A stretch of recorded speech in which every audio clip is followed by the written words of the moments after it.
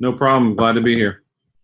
So we wanted to talk to you about a few different things in regards to Mercer and your team. And the thing that really stuck out to me the most last season when I was following you guys and watching some games was some of the injuries that Ross Cummings had to endure last year. And it was a big blow to the team because he came back and he was able to return for a few games, but you guys eventually had to shut him down. He had some foot and ankle problems. He wound up missing all of conference play, and then you guys started off 0-3 in the SoCon. And a lot of people would think you're missing a senior guard who's a really good shooter. You know, you start off 0-3, you might struggle. And you guys went ahead and you won 11 of your next 15 games. You won 11-4 the rest of the way. Fourth in the conference, dominated ETSU on the road. Just a really great performance in conference, in a tough conference. So how are you kind of able to bring the team together and get even better despite missing a key player like Ross? Yeah, I'm gonna be honest. 0-3, I was worried too. I was just because of Ross is such a he was a really good player. Even when he played, he wasn't 100%. But just him being out there, his reputation, the fact that he can still shoot the ball whether he's on one leg or two, it doesn't really matter. He's a threat out there. So losing him was a pretty good blow. But our seniors, Georgie and Ethan, both did a great job of really stepping up and being productive.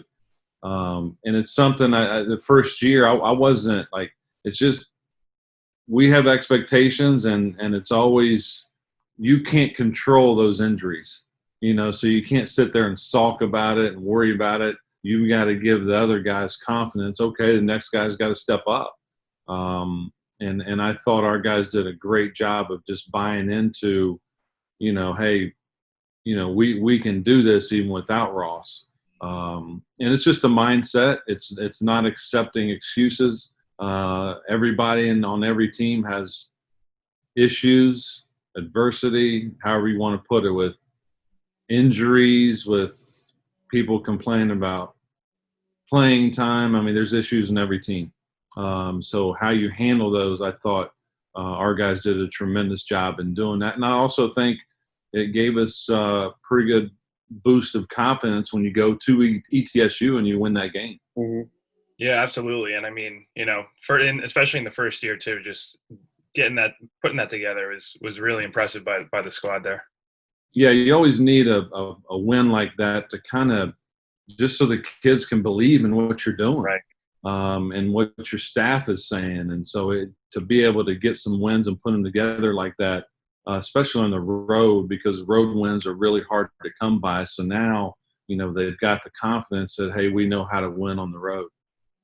So, Coach, I'm sure that that gained you a lot of respect, and I'm sure that when in getting the job, you gained a lot of respect from just your track record and your bloodlines here. I mean, you spent a lot of time as an assistant, especially under Coach Matt Painter at Purdue. One of the better coaches in college basketball who I guess doesn't get as much publicity as some of the other big names.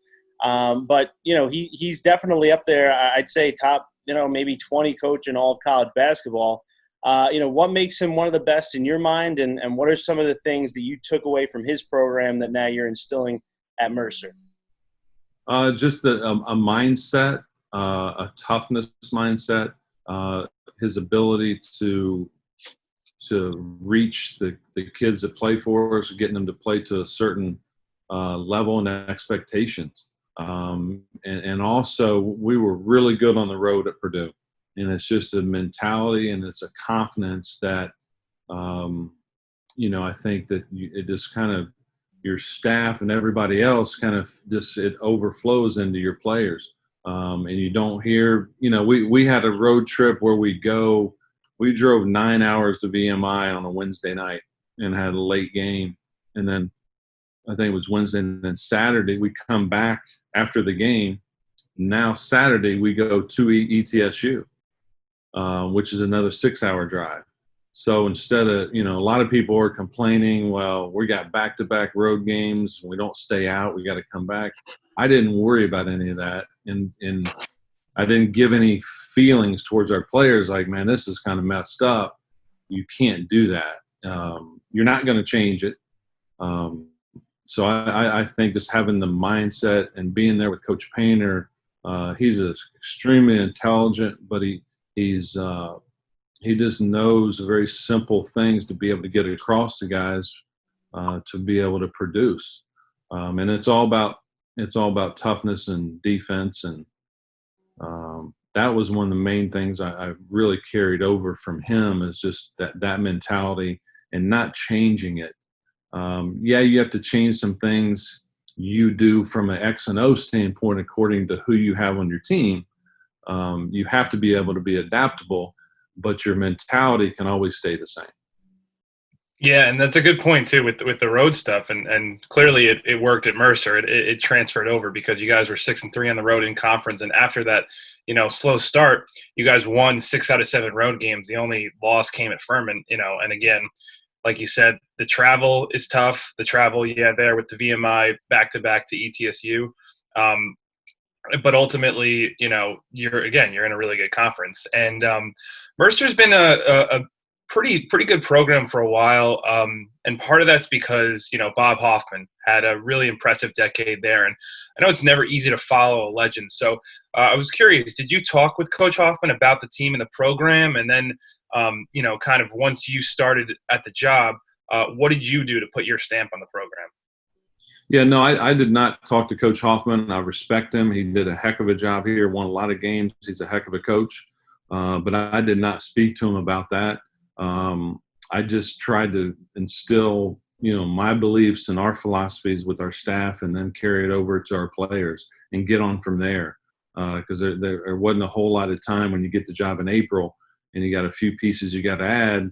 There's so many things that you've got to be able to get going right away. And the one thing was I need to evaluate our team and see where we were, what I needed to add. I'd already watched a lot of film.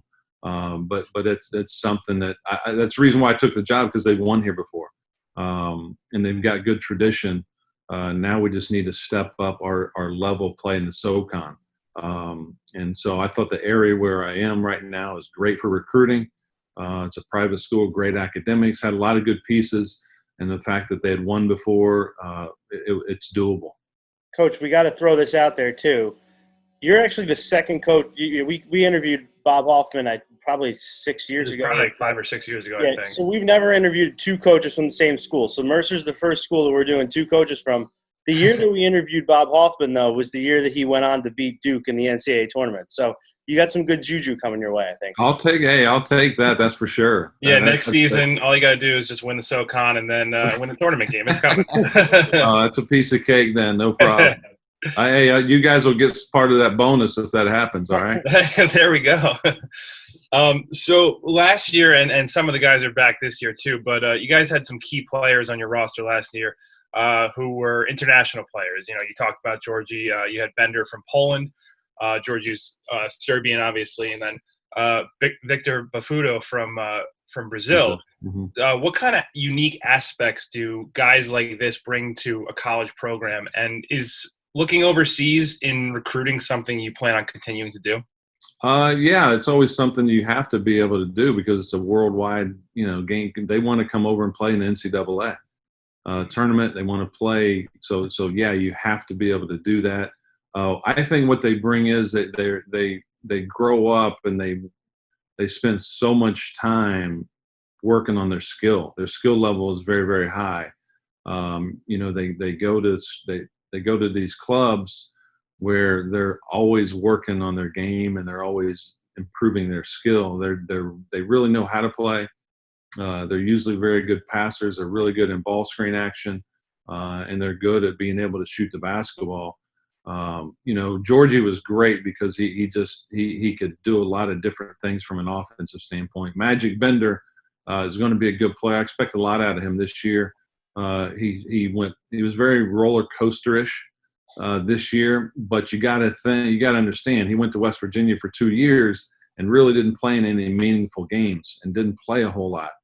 And then he comes here and sits out. So you're talking about 3 years of not really playing in a competitive where it means something for him. And so he was thrown into that situation. And I think it's hard to be able to do that. That's why I think you saw him being inconsistent but I expect him to have a lot more consistency this year because he kind of knows what I expect out of him. And so I think we're going to put him in a pretty good situation to be successful and even better. Because size in this league, I think, can be very good for us. He's got good size. He can protect the rim. But I'm excited about his senior year. Yeah, absolutely. And Georgie was a really fun player to watch last season. So last year, obviously year one for you guys, and it went well, as we've discussed. You guys had a pretty good shooting year. You rebounded the ball very well. But the one thing I kind of noticed in terms of comparison to some years in Mercer's past is maybe the most notable improvement is that this Mercer team had the program's best defense since 2014. And we saw even in past years with Bob Hoffman, the offense was really good, but the defense hasn't caught up, and it's starting to now. Is that like an identity of your team to try to be a sweet shooting, hard-nosed defensive team? Or what do you plan on kind of building from year one in terms of identity perspective? And are there any, I guess, to combine with that, what aspects of the game do you think are really crucial to winning, and ones maybe you want to improve on? Well, defense is number one, and it's funny because at Purdue I was offensive guy, so everybody thought, well, hey, and we had really good players that made a lot of shots, so it makes me look really good. But so coming in, all the guys are probably thinking, well, it's this great offensive guy. We're gonna have fun shooting the basketball, going up and down. And what I did when I first got here, I did my research and I looked at all 30 conference champions throughout the country, and I went to their defensive ratings. And I wanted to see, because I assumed, and I hadn't really done the data, but when you play really good defense, most of the time you're going to win. And 26 out of those 30 teams that won their conference had excellent defensive ratings. And the other 4 were very good to good. And then I went and I gave our guys our defensive rating. And it was poor to average. So I put that, I think that right away made them understand. And I said, hey, we want to win championships here.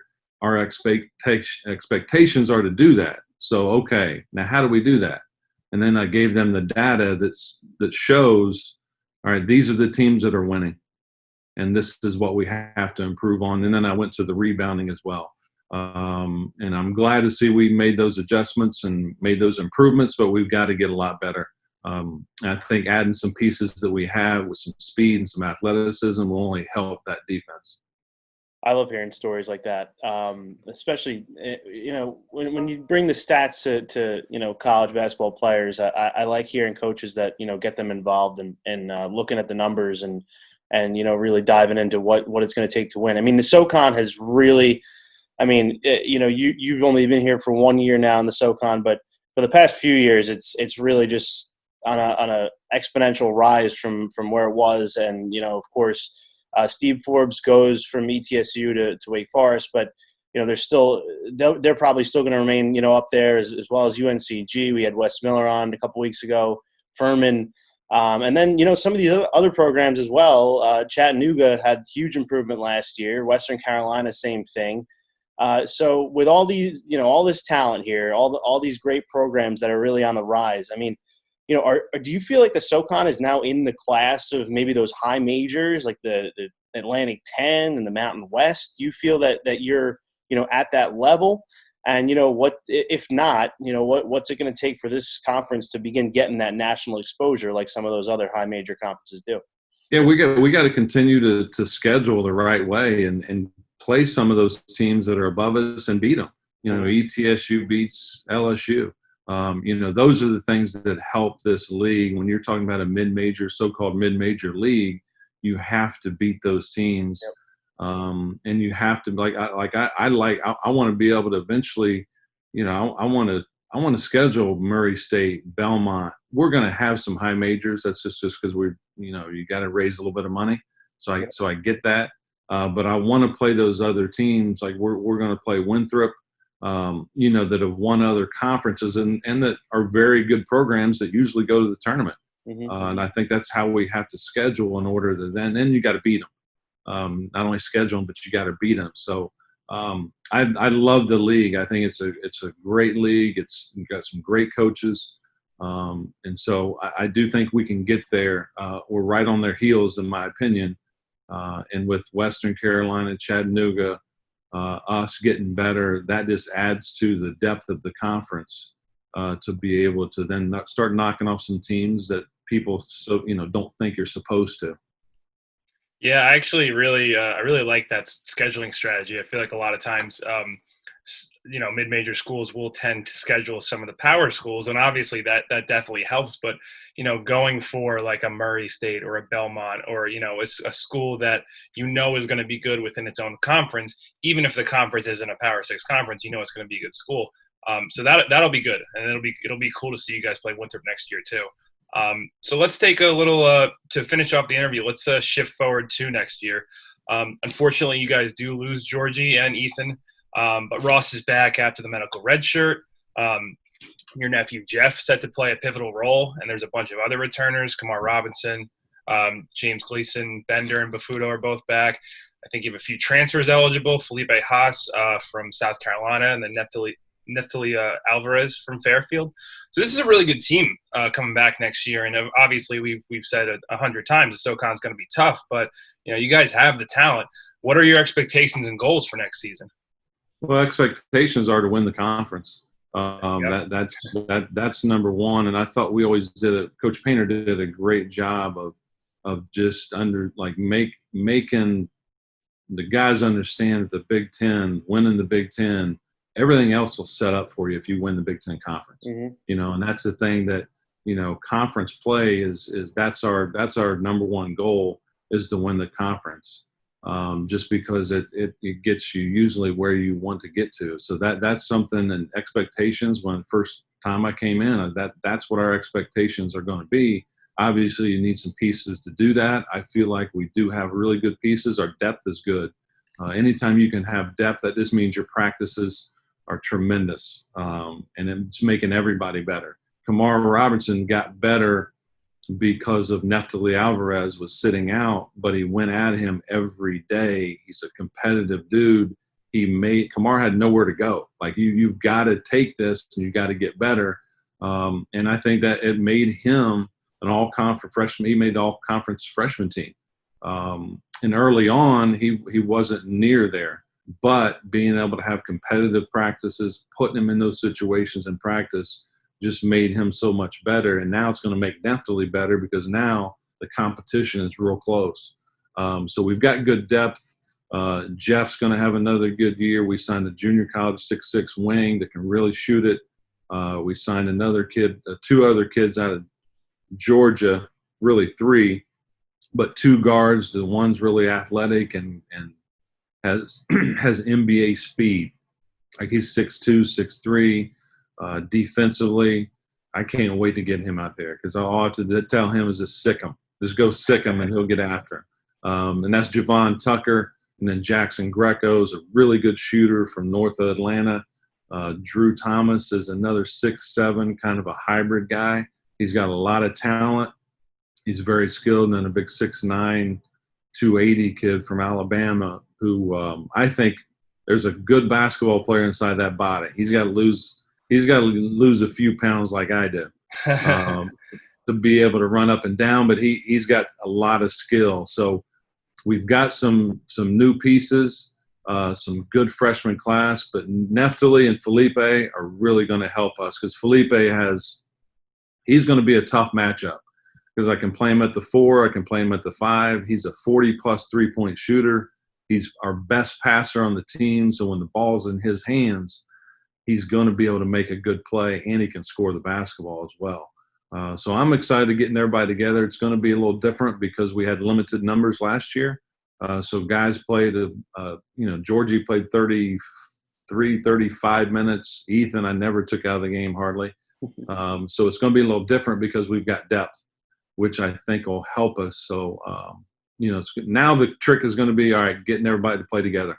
And that's a fact when you have depth like this. So that's something that we have good dudes, so we'll figure it out. Yeah, I mean, I just hearing you talk about next year kind of getting me excited because there's just a lot you guys have going for you.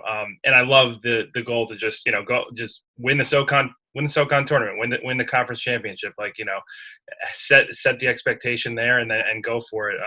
It's funny. I'm not sure if you're familiar with, the Three Man Weave. They're another college basketball podcast, and they're relatively well known, and they've been, trying to preview, conferences, doing just little previews on Twitter of conferences for next year. So I just wanted to check the SoCon to see, and it looks like one of the parts about Mercer, Jim Root, the guy who was doing it, he said, "I'm high on Mercer, tough losses on Georgie and Stair, but adding Alvarez and Haas helps a lot. Cummings is back, and I think Greg Gary is an excellent coach." So you got some people, looking out for you there, and we feel the same way. I mean, we're excited for Mercer next year, and overall, like Joe said, the SoCon in general, it's going to be an awesome season for the conference. Yeah, I'm looking forward to it. I love our staff. Should get a lot of credit because they do an excellent job in scouting, preparing our guys, also working with them individually. I mean, just being around them.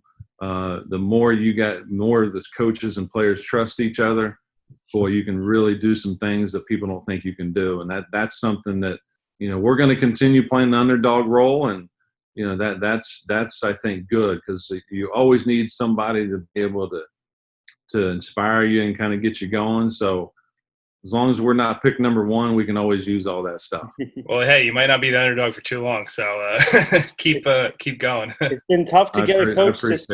It's been tough to get someone to say that your goal is to win the league, though. Everyone, they talk about improvement, finishing better than last year. You came out and said it. I respect that. I respect the high aspirations. Yeah, you have to set it, and you got to have confidence, but you also got to have big shoulders because, hey, if it doesn't get there, you got to be able to, okay, why didn't you? But that's our job. We've got to do our job to prepare our guys, to be in the best situation.